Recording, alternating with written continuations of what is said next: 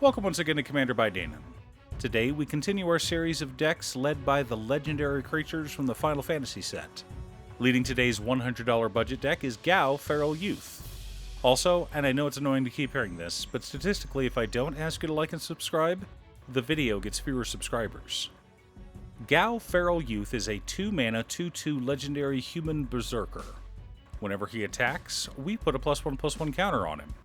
Additionally, at the beginning of each end step, if a card left our graveyard this turn, Gao deals damage equal to its power to each opponent. Okay, so we want ways to remove cards from graveyards as well as pump our commander. Sure, we could just attack with him every turn, but where's the fun in that? We're a mono red deck. We should have some fun. Speaking of which, we should talk about Gao's backstory in Final Fantasy VI. Except that's totally a lie. Gao was abandoned by his crazy father and wound up raised by wolves. Unlike most of the other characters in Final Fantasy VI, Gao doesn't have an attack option. He has Rage and Jump, but Jump only works when you're in the Veldt, a massive grassland where every monster in the game washes up. Gao is a feral version of a blue mage. Basically, we have him jump on the back of monsters. He then rides them around for a bit, and when he comes back, he's learned their abilities. We activate Rage and then choose one of the monsters he's learned, and he imitates that monster for the rest of combat. Story-wise, I love Gao, but gameplay, I'm a bit of a control freak. I like to tell my characters what to do rather than let them pick. I grew up watching 2001 and Terminator, so I absolutely do not trust the AI to make my decisions for me. But before we get to our deck list, a quick word from our sponsor, Ultimate Guard.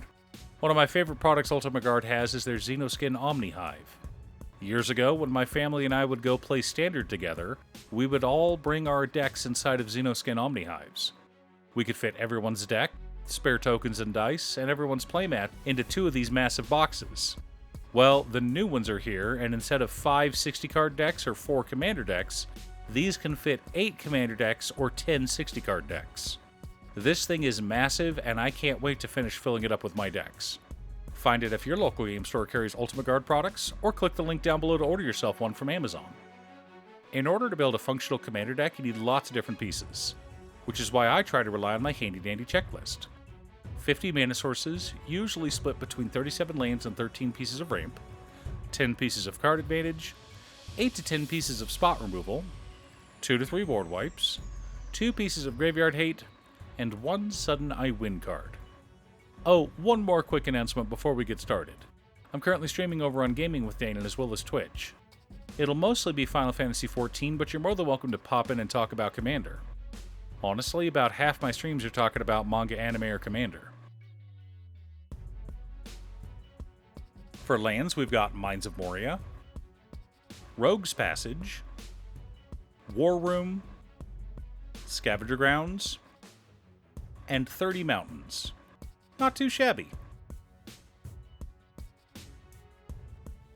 Our mana ramp consists of Soul Ring, Arcane Signet, Fire Diamond, Mind Stone, Felwar Stone, Thrawn Dynamo, Gilded Lotus, Thought Vessel, Caged Sun, Heraldic Banner, Cold Steel Heart, Gauntlet of Power, Solemn Simulacrum, and Wayfarer's Bauble. Lots of ways to stay ahead of the curve. For card advantage, we've got Laughing Mad, Electric Revelation, Bag of Holding, Faithless Looting, Big Score, Demand Answers, Conspiracy Theorist, Pinnacle Monk, Unexpected Windfall, Thrill of Possibility, Decaying Time Loop, Invoke Calamity, Risk Factor, Strike It Rich, and Snort. Wanted lots of cards with flashback or similar effects to help trigger our commander. Our interaction and spot removal package consists of Shenanigans, Chaos Warp, Grim Lavamancer, Abrade, Untimely Malfunction, Bolt Bend, Insult Injury, Punishing Fire, Lava Dart, Raise the Effigy, and Lightning Bolt. Wanted some cards I could cast from the graveyard. For board wipes, we've got Blasphemous Act and Delayed Blast Fireball. Gotta love one-sided wipes. The core of our deck consists of Pain for All, Bulk Up, Reckless Charge, Detective's Phoenix, Flamewake Phoenix, Go-Go Mysterious Mime, Skyfire Phoenix, Unleash Fury, Flaring Pain, and Ox of Argonus. Supporting our plan, we've also got Scrabbling Claws, Ghost Vacuum, Squee Goblin Nabob, Yadaro Wandering Monster, Containment Construct, Sabin Master Monk, Tursa Light Shatter, Return the Favor, Increasing Vengeance, Swiftfoot Boots, Fiery Emancipation, Dictate of the Twin Gods, and Furnace of Wrath. A mix of protection, damage increasing, and graveyard manipulation. Now that we have our deck list, let's compare it to our checklist. 49 mana sources, but between 34 lands, 14 pieces of ramp, and 1 MDFC. Low, I know, but we've got a pretty low curve, as well as 15 pieces of card advantage. 11 pieces of interaction, 2 board wipes, 3 pieces of graveyard hate in Scavenger Ground, Scrabbling Claws, and Ghost Vacuum, 1 sudden I win card in Fiery Emancipation. Fiery Emancipation triples all damage we deal. If we've managed to grow Gao and then pass the turn, we could easily end the game on the spot. Think about it. We attack with Gao a couple of times, so he's now 4/4. We cast a Reckless Charge or something, giving him 7 power. We then flash it back, bringing his power up to 10, which also triggers him on our end step.